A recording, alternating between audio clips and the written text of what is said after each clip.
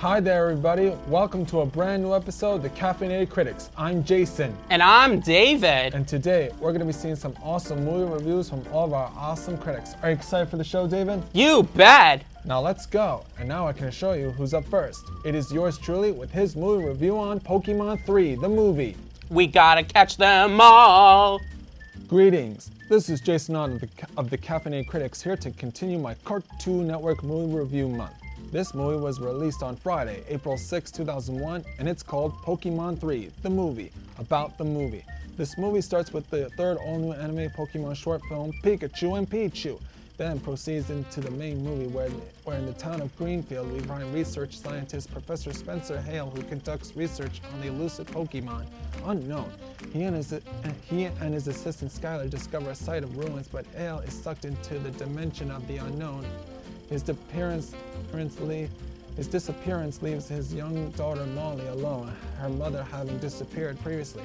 Molly finds a box of tablets containing unknown images and begins assembling the letters which summons the unknown themselves.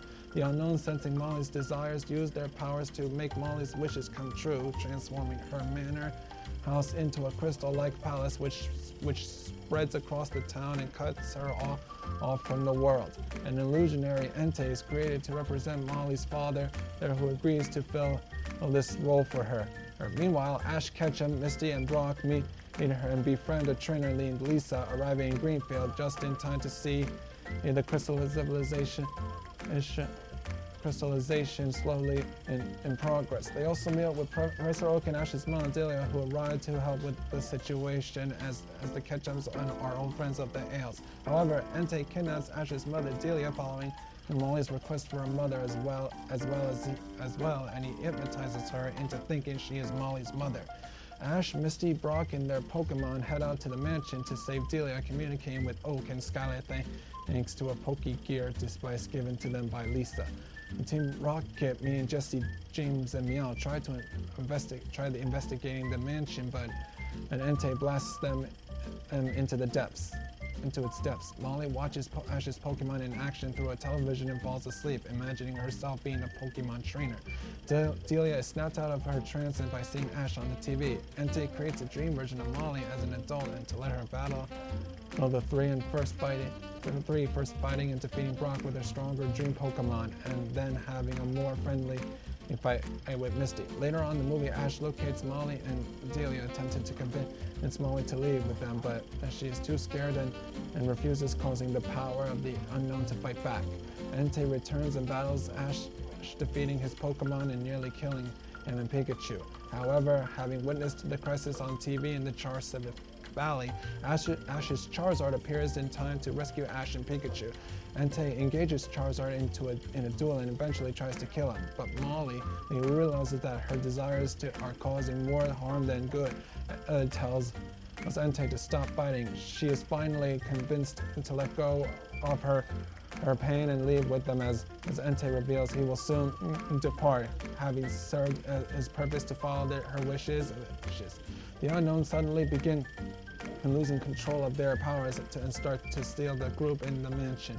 The group plus Team Rocket, meaning Jesse, James, and Meow, escape to the main hall where the unknown are. Pikachu and Charizard attempt to break the force field protecting the unknown, but they are unsuccessful until they are joined by Entei, combining their powers to destroy the shields with Molly's support. Entei sacrifices himself and the unknown to return into their dimension, reversing all of their effects on the world and returning Hale to the ruins where he originally vanished. Then, in the end, or more towards the end of the movie, the group ventures outside where Oak, Skylar, and Lisa and others meet them.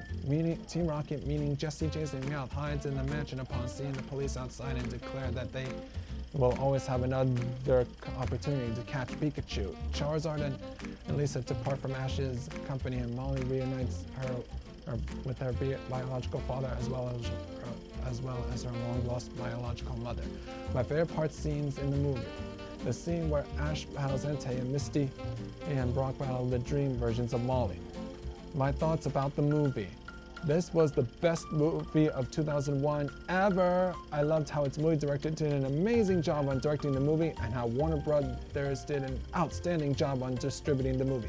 If you are a big, and I mean a really big fan of Pokémon 3, the movie, then I'd highly recommend this movie to your friends and family.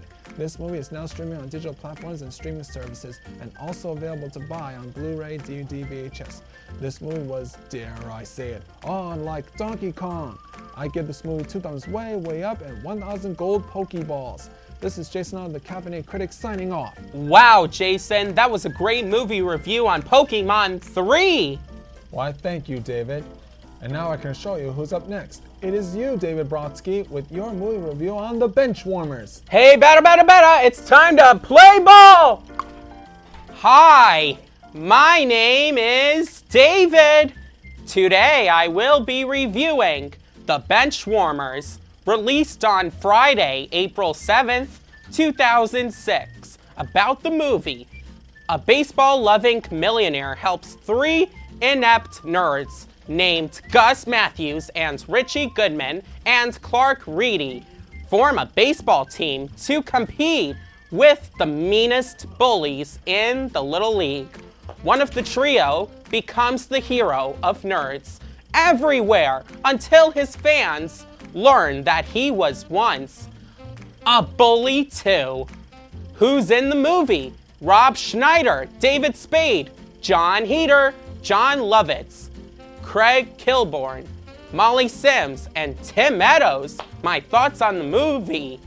I loved it. Amazing movie director Dennis Duggan did a great job directing this blockbuster movie. My favorite scene in the movie is when Jerry and his fellow Little League coaches, Brad, Carl, and Wayne, conspire together to defeat the Benchwarmers.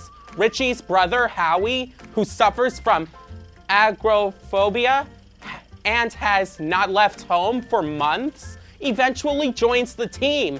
I also like the scene where, at the semifinal, the desperate competing teams coach Wayne inserts 30-year-old Dominic Ringer, Carlos, a professional baseball player, despite Carlos clearly being an adult and having a falsified birth certificate written in crayon. Wayne bribes the home plate umpire to successfully get Carlos onto his team. The impact is immediate as Carlos' superb pitching and hitting get Wayne's team back in the game. Later on in the movie, Benchwarmers are having fun playing anyway, realizing the true spirit of the game. And the fact that Jerry is going too far, Troy and Kyle decide to throw the shutout and let Nelson hit the ball, giving him the 1 point. The Benchwarmers are having fun playing anyway, realizing the true spirit of the game. And the fact that Jerry is going too far, Troy and Kyle decide to throw the shutout and let Nelson hit the ball, giving him the 1 point. In the end, the entire Benchwarmers team, along with Jerry's players, Marcus, Brad's Speedo friend, and even Carlos and Wayne, celebrate at Pizza Hut. Richie and Clark get girlfriends. Howie informs Wayne that he was overcome his helicophobia, though is still afraid of the moon. And Gus announces he is going to become a father. If you are a really big fan of the Benchwarmers, I highly recommend this movie because it's a great baseball film for the whole family to enjoy who love baseball games as much as I do. Let's play ball! With this amazing film, The Benchwarmers, is now available to buy on DVD. I give this movie 2 thumbs up and 100 gold stars. This is David from the Caffeinated Critic signing off. Charge! Wow, David, that was a great movie review on The Benchwarmers. Why, thank you, Jason. Getting ready for baseball season. Let's go, Mets! And now I can assure you who is up next. It is Ryan with his movie review on Wonder Woman from 2009. Dun da da! Hey guys, Ryan Hessler here. I'm here to review 2009's Wonder Woman. It's a DC animated film that has Wonder Woman's origin story. The movie centers around Diana, the princess of Themyscira, an island full of women, no men. And one man, Steve Trevor, comes to the island, and when Wonder Woman finds out that Ares, the god of war, has escaped, Wonder Woman and Diana go out on a mission to bring him back. Their mission is to go to man's world, find Ares, and beat him senseless. I just love the animation on this film. The way that is so good is so brilliantly paced together, and I don't get why does Ares want to conquer man's world? I mean, why? Was it because he was in prison for his crimes? I mean, was it because he wants revenge on Hippolyta for what she did to his son? I mean, it was so. Yeah, the movie's got its insane cast. I mean, you think about it. You got Kerry Russell, Nathan Fillion, Alfred Molina, and Virginia Madsen. It's got a great cast. And you know Wonder Woman, she's the princess of Themyscira, an Amazon. I mean, she has flight, superhuman strength, and she can block bullets with her bracelets. And she has this cool lasso which compels bad guys to speak the truth. You know what I mean? It was brilliant. I love this movie. It's got action, it's got comedy, it's got heart, it's got passion, it's got romance. It's already on Blu-ray and DVD, so I hope you get this one. And it's also streaming. It's really good. I give this movie 10 out of 10 lassos. This Ryan category is what I was talking about your awesome looking movie. Wow! Wow, Ryan, that was a great movie review on Wonder Woman from 2009. What'd you think, David? I loved it. And now I can show you who's up next. It is Jacob with his movie review on The Mighty Ducks. Quack, quack, quack. Mighty Ducks, here come the Mighty Ducks, burning up the ice.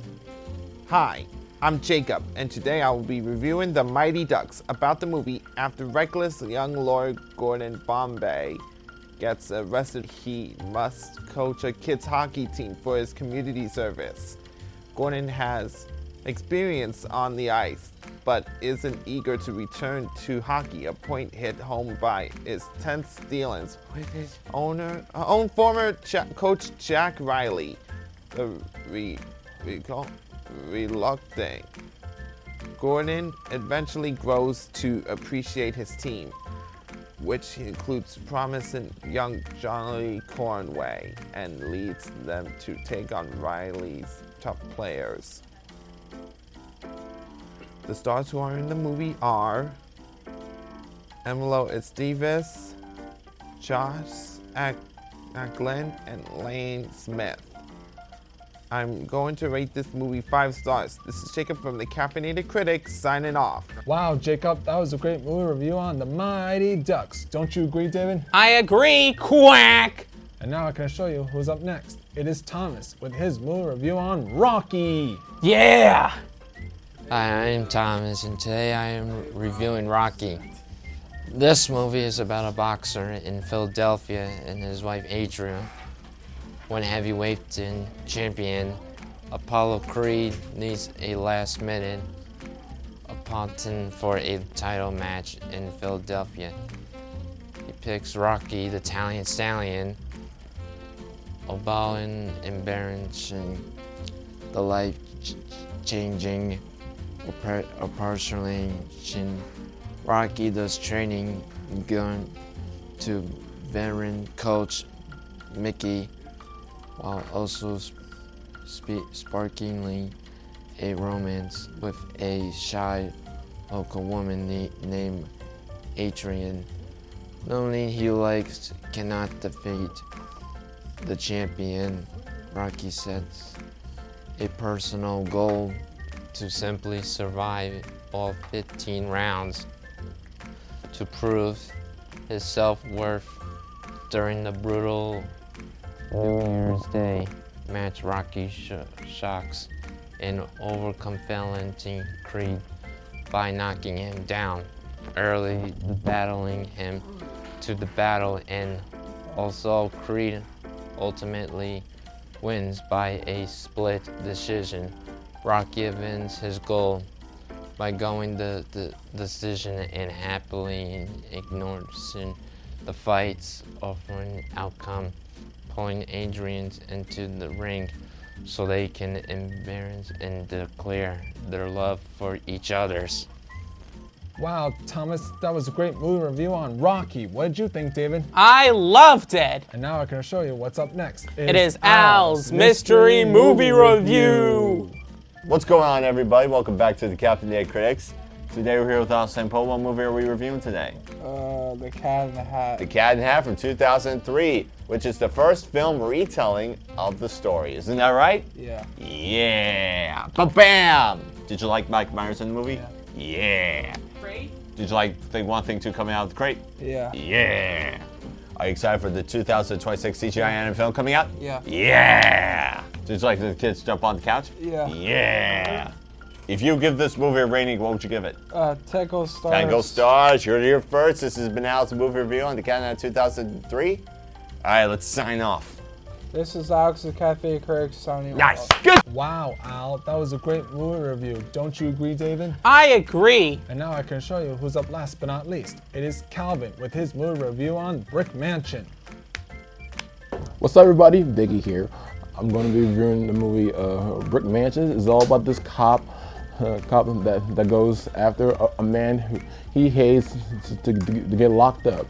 And what I like about the movie is that a group of bad armies goes after a fighter in his apartment. I like it when the fighter breaks free out of the military car, when he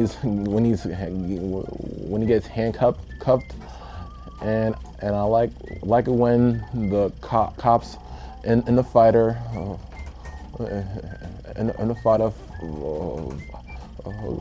to war to break in the police custody and fight the cops in there.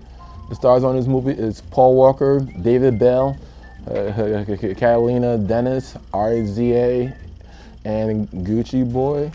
I don't actually know who he is though. And I'm going to give it like 22 stars. My name is Biggie and I'm signing off. Wow, Calvin, that was a great movie review on Brick Mansion. What did you think, David? I loved it.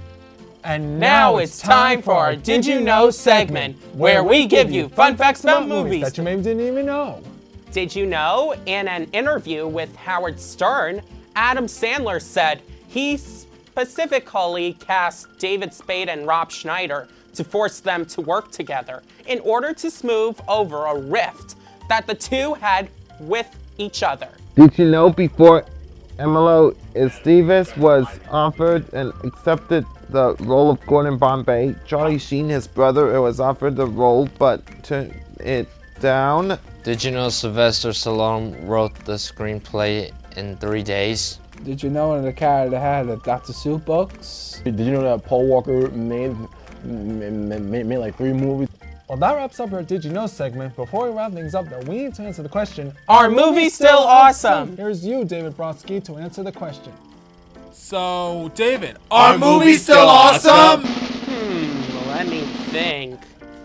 I think, yes, movies are still awesome, and stay tuned for my movie review on Beethoven. Wow, those were some great movie reviews. Don't you agree, David? I agree. Well, that's our show. We'll see you next time on the Caffeinated Critics.